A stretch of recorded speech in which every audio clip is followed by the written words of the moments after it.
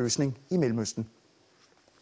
Well, because any talks or any resolution of the conflict has to be based on international law. And the law is clear. There's a tenet, a basic principle of international law, that it's inadmissible to acquire territory by war. Israel acquired the Golan Heights in the course of the June 1967 war. And therefore, under international law, it has no title to any of the Golan Heights. There has to be a full Israeli withdrawal to the pre-June 4, 1967 border. That's a precondition. You can't resolve any conflict unless there are basic principles. And the principles for resolving the Israel-Palestine conflict or Israel-Syria conflict has to be international law. Just a couple of days ago, Israel's Deputy Foreign Minister, Danny Ayalon, paid a visit to our studio. Just listen to what he said. It's coming right up. Hamas is the real enemy of peace. Hamas is enemy of the Palestinian interest. By the way, Hamas does not represent Palestinian interest, but Iranian interest. They're being helped and supplied and financed and equipped by Iran with the same ideology of Sharia, you know, of a very, very radical Islamist entity. It's pretty clear what he's saying. The onus rests with Hamas, or Hamas as he calls it. What's your take on this? Well, it's not as if Hamas has been around since eternity. The Israelis had the option of settling the conflict with the Palestinians before January 2006 when Hamas was elected into office. If Hamas is the obstacle, then why weren't they able to settle the conflict before Hamas was elected into office? Because they refused the terms of the international community. Every year, as it happens in November this month, the international community votes on a resolution at the United Nations General Assembly to settle the conflict.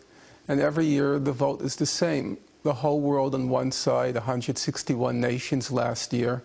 And then there are the United States, Israel, Nauru, Palau, the Marshall Islands, Micronesia, and sometimes Australia on the other side. The problem is not Hamas. Hamas has repeatedly said it is willing to settle the conflict in the June 67 border. But still they refuse to recognize the state of Israel. Well, they refuse to recognize what they call the legitimacy of the state of Israel. But under international law, they're not obliged to recognize the legitimacy of the state of Israel. If you go back, for example, 1947, Gandhi said he'll accept the reality of Pakistan, but he would never accept the legitimacy of the state of Pakistan. And Hamas is not expected to be held to a higher level of diplomacy than Gandhi. Gandhi said, Pakistan is a reality which I'm forced to accept, but I don't accept it as legitimate. And that's the same position of Hamas. They said, we'll settle the conflict in the June 67 border. But Finkelstein, this is what makes Jerusalem unwary of Hamas, because they keep saying, how can we have a neighbor which doesn't recognize our legitimacy? Yeah, but you see, the problem is, listen to your own language. You're just spouting Israeli propaganda. Why are you saying Jerusalem? East Jerusalem is occupied Palestinian territory under international law. That was the ruling of the International Court of Justice in July 2004. And if you look at the Goldstone report that just came out a month ago, they refer to East Jerusalem as occupied Palestinian territory. But now you've given over Jerusalem to the Israelis. You're just repeating Israeli propaganda. They have no title under international law to East Jerusalem. But speaking of what you call my Israeli propaganda, which I'll refute, but anyway, you're on record for saying that Israel is a terrorist state, that it's a lunatic state. I saw that in the Turkish English language daily, today's Saman. Don't know if they quote you correctly, but anyway, why do you use such stark language about a state which is essentially just defending its own right to exist? Okay, you accuse me of using stark and provocative language.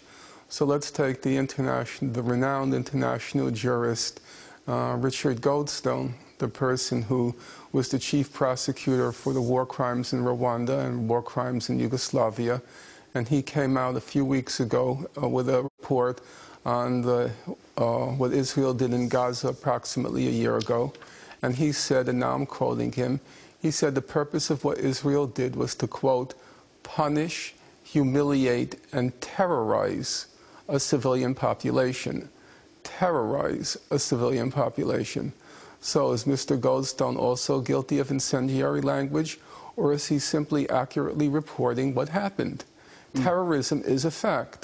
And terrorism refers to the targeting of civilians and civilian populations and civilian infrastructure to achieve a political end. And Israel routinely targets civilians and civilian infrastructure to achieve political goals. So it's terrorism. A terror state, what you're well, saying. it's terrorism. I mean, I can't help it if that's what Israel chooses as its targets. Can I ask you, do you think that If Israel chose military combatants and military infrastructure, then it wouldn't be a terrorist state, but that's not what it chooses to do. terrorist state or self-defense, you know, it depends on the eye that looks at it? No, even if you're engaging in self-defense, let's say for argument's sake, Israel were engaged in a war in self-defense in Gaza, for argument's sake. That still means you can engage in terrorism. You can be engaged in a war of self-defense, but if in the course of the war you're targeting civilians and civilian infrastructure, then you're engaged in terrorism. That's the basic distinction in international law between the reason why you went to war and how you're conducting the war. Finkelstein, now, you may have gone... do you think, sorry for interrupting, but when you raise these issues, what do you think the international community should do about Israel? How should the case of Israel be handled? There's a very simple way to handle it. They should enforce the law. I mean, that I think is the easiest and the most efficacious way to resolve the conflict. So Israel is being granted special treatment, you're saying? Yes, the law is not being enforced against it. Right now, Richard Goldstone is saying Israel committed war crimes and possible crimes against humanity. And Israel should be brought before the International Criminal Court if those who are guilty of those crimes are not prosecuted. Just enforce the law. These are not radical ideas. You know, sometimes people attribute to me that I'm some sort of radical.